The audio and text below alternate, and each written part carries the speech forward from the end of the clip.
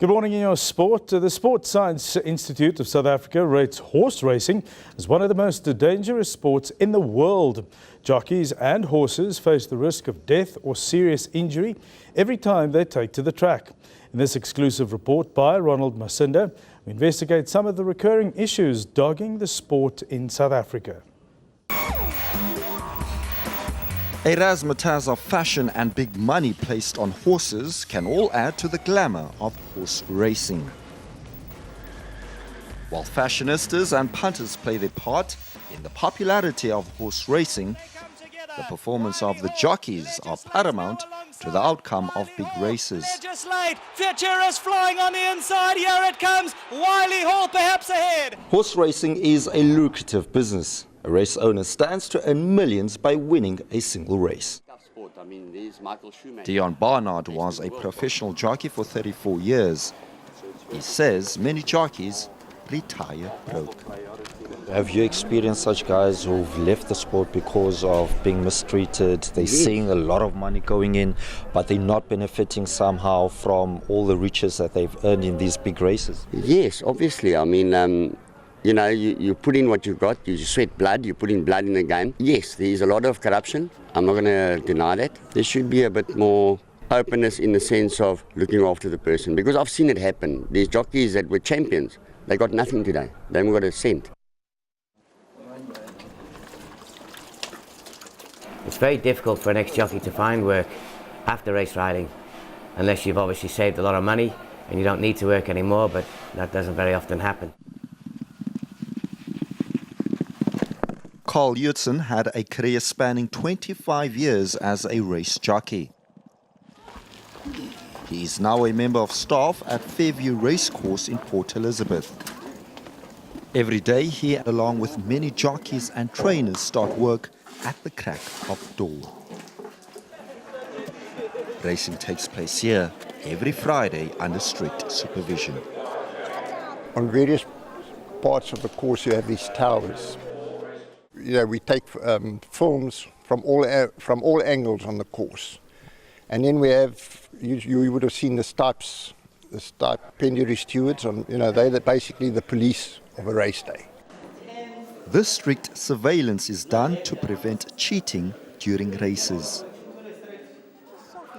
Grant van Niekerk has been one of the riders under severe scrutiny following a series of violations relating to interference during racing. Interference is moving your horse into the line of other riders, which is a dangerous business with up to 15 horses thundering close to each other at up to 70 kilometers per hour. As a result, Van Niekerk has missed a series of events for putting other participants at a risk of fatal collisions. I think the stipendiary stewards do their job quite well. There is a severe punishment if you don't, act according to how you're supposed to ride. It's so, like in my case, about 3 weeks ago, I had quite a long suspension for riding recklessly, but that's just the way it goes sometimes in racing. But you sort of have to just learn from your mistake as a jockey, because anything can happen. I mean, if a guy could have just clipped my heels and he could have fallen, it can be very serious like that. During our visit to the Fairview Racecourse, we managed to sneak inside the jockey's dressing room. What are you doing?